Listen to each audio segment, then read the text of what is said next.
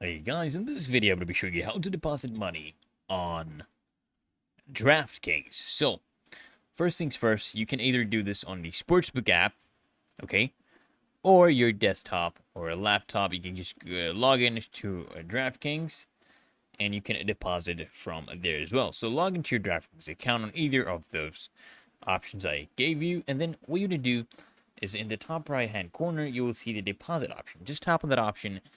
And then, guys, what you're going to be doing is you want to select the amount that you would actually like to deposit, and you want to add your payment details.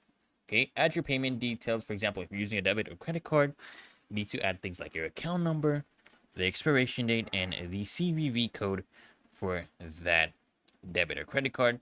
Then you want to go ahead and complete the remaining steps for your deposit method. Okay, and verify the deposit, and it will go through.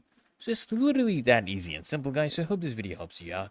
And if it did, guys, consider smashing that like button, as well as subscribing to Frequently Asked Questions.